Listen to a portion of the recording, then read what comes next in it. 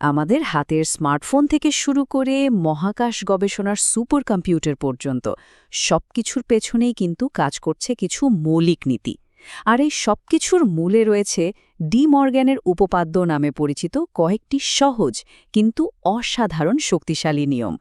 চলুন আজ ডিজিটাল দুনিয়ার সেই গোপন কোডটাকে একটু ভেঙে দেখা যাক। স্ক্রিনের এই সার্কিটটা একবার দেখুন, বেশ জটিল লাগছে তাই না? এটা একটা ডিজিটাল লজিক সার্কিট, মানে এর কাজ হলো কিছু ইনপুট নিয়ে সেটার উপর ভিত্তি করে একটা আউটপুট দেয়া, হয় হ্যাঁ নয়তো না, মানে হয় 1 না হয় 0। কিন্তু প্রশ্ন হলো, এতগুলো গেটের এই জট থেকে একটা কম্পিউটার এত তাড়াতাড়ি উত্তরটা বের করে কিভাবে? এর সমাধান কিন্তু লুকিয়ে আছে বুলিয়ান অ্যালজেব্রারই একটা দারুণ কৌশলের মধ্যে। আর এই সমাধানের রাস্তাটা আমাদের দেখিয়েছিলেন ১৯ শতকের এক গণিতবিদ অগাস্টাস ডি মর্গ্যান। তিনি মাত্র দুটো সহজ উপপাদ্য দিয়েছিলেন, যা আসলে যে কোনো জটিল বুলিয়ান এক্সপ্রেশনকে সহজ করার একটা মাস্টার কি।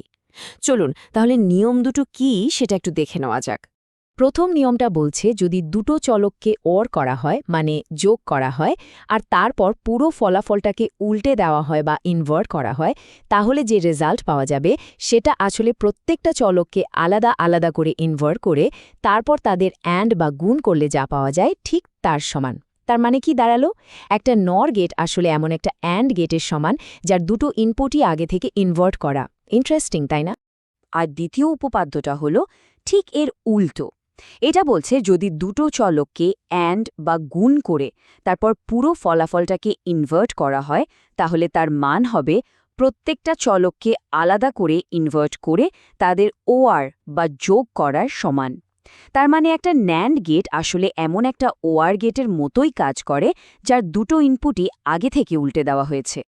এখন কথা হলো, এই দুটো শক্তিশালী নিয়ম মনে রাখার কোনো সহজ উপায় আছে কি? অবশ্যই আছে, আর কৌশলটা খুবই সহজ। শুধু মনে রাখতে হবে, বার ভাঙুন, চিহ্ন পাল্টান। মানে যখনই লম্বা বারটাকে ভাঙা হবে, ভেতরের চিহ্নটাও বদলে যাবে। যোগ থাকলে গুণ হয়ে যাবে, আর গুণ থাকলে যোগ। ব্যাস এটুকুই।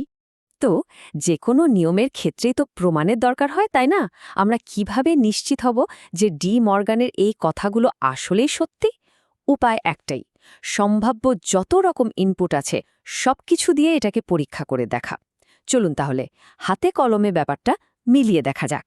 এই ট্রুথ টেবিলটার দিকে একটু খেয়াল করা যাক। এখানে A আর B এর জন্য সম্ভাব্য সব কম্বিনেশন 0 0 0 1 1 0 আর 1 1 সবগুলোই দেওয়া আছে। আর অবাক করা ব্যাপার হলো, প্রত্যেকটা ক্ষেত্রে সমীকরণের বাম দিকের আউটপুট আর ডান দিকের আউটপুট কিন্তু হুবহু এক। এর মানে প্রথম উপপাদ্যটা 100 ভাগ নিখুঁত। ঠিক একইভাবে দ্বিতীয় উপপাদ্যের জন্য যদি আমরা ট্রুথ টেবিলটা দেখি, সেখানেও কিন্তু একই জিনিস। প্রত্যেকটা সম্ভাব্য ইনপুটের জন্য সমীকরণের দুই পাশের ফলাফল একদম সমান। সুতরাং দুটো উপপাদ্যই গাণিতিকভাবে প্রমাণিত এবং পুরোপুরি নির্ভরযোগ্য। তার মানে এখন আমরা নিশ্চিন্তে এই নিয়মগুলো ব্যবহার করতে পারি। তাহলে এবার এর একটা বাস্তব প্রয়োগ দেখা যাক, কি বলেন? এখানে একটা বেশ জটিল দেখতে বুলিয়ান এক্সপ্রেশন আছে। এখন যদি আমরা আমাদের সেই ম্যাজিক কৌশলটা বার ভাঙুন চিহ্ন পাল্টান ব্যবহার করি, তাহলে দেখুন কি হয়। ধাপে ধাপে প্রথমে ওপরের বারগুলো ভাঙা হলো, চিহ্নগুলো পাল্টে গেল, তারপর ডাবল বারগুলো একটা আরেকটাকে বাতিল করে দিল।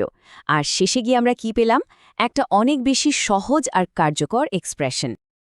এতক্ষণ তো আমরা শুধু গণিতের প্রতীক আর সমীকরণ নিয়ে কথা বললাম, কিন্তু আসল মজাটা তো অন্য জায়গায়। এই নিয়মগুলো কিভাবে সত্যিকারের হার্ডওয়্যার, মানে ফিজিক্যাল সার্কিটে প্রভাব ফেলে। চলুন এবার প্রতীকী জগৎ থেকে বেরিয়ে বাস্তবে সার্কিটগুলো দেখতে কেমন হয় সেটা একটু দেখি। প্রথম উপপাদ্যটা আমাদের কি বলেছিল? বলেছিল যে একটা নর গেট আর একটা অ্যান্ড গেট, যার দুটো ইনপুটই ইনভার্ট করা, এই দুটো আসলে একই জিনিস। তার মানে একজন ইঞ্জিনিয়ার যখন কোনো সার্কিট ডিজাইন করছেন, তখন তিনি প্রয়োজন মতো এই দুটোর যে কোনো একটা ব্যবহার করতে পারেন, কারণ দুটোই হুবহু একই ফলাফল দেবে। এটা ডিজাইনকে কতটা ফ্লেক্সিবল করে তোলে ভাবা যায়।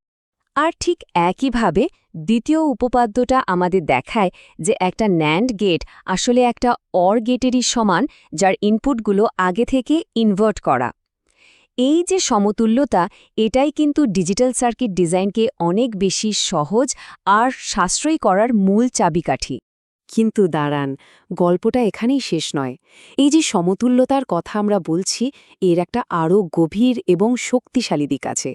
এমন একটা দিক যা আধুনিক কম্পিউটার ডিজাইনের একেবারে ভিত্তি তৈরি করে দিয়েছে। একটা যুগান্তকারী আইডিয়ার জন্য প্রস্তুত হওয়া যাক। আমরা জানি যে কোনো ডিজিটাল লজিকের ভিত্তি হল মাত্র 3টে মৌলিক অপারেশন অ্যান্ড, অর, আর ইনভার্ট বা নট। যত বড় বা যত জটিল সার্কিটই হোক না কেন, সেটা আসলে এই 3টে বেসিক গেটেরই কোনো না কোনো কম্বিনেশন দিয়ে তৈরি। এখানেই আসল প্রশ্নটা আসে। আচ্ছা, কি হবে যদি আমাদের এই 3 ধরনের গেটের দরকারই না পড়ে? যদি এমন একটা গেট পাওয়া যায় যা একাই এই 3 জনের কাজ করে দিতে পারে? একবার ভাবুন তো, তাহলে ব্যাপারটা কতটা সহজ, সাশ্রয়ী আর কার্যকর হয়ে যাবে। তাহলে চলুন রহস্যটা ভেদ করা যাক।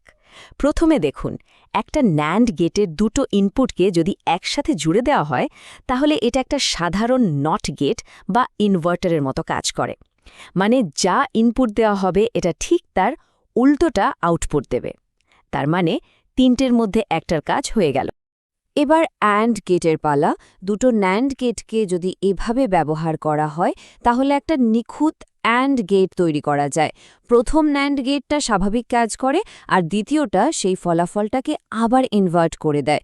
ফলে ডবল ইনভার্সনের কারণে ফাইনাল আউটপুটটা হয় একটা সাধারণ অ্যান্ড অপারেশনের সমান। তাহলে দ্বিতীয় কাজটাও হয়ে গেল।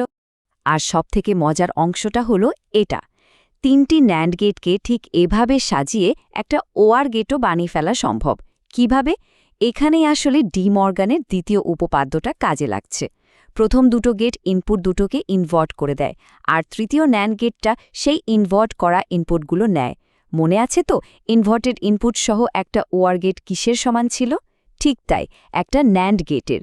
এখানে সেই নিয়মটাই যেন উল্টো দিক থেকে প্রয়োগ করা হচ্ছে।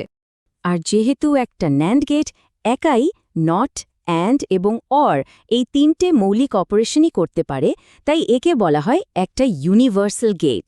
এর আসল মানে হল চিপ নির্মাতাদের আর 3 ধরনের গেট বানানোর দরকার নেই। তারা শুধু এক ধরনের গেট তৈরি করেই যে কোনো জটিল ডিজিটাল সার্কিট ডিজাইন করে ফেলতে পারে। এই আবিষ্কারটা উৎপাদন প্রক্রিয়াকে যে কতটা সহজ আর সাশ্রয়ী করে তুলেছে তা অবিশ্বাস্য। ডি মর্গানের উপপাদ্য আসলে আমাদের একটা বড় শিক্ষা দেয়, কিভাবে মাত্র কয়েকটা সহজ নিয়ম থেকে অসাধারণ সব জটিল সিস্টেম তৈরি হতে পারে।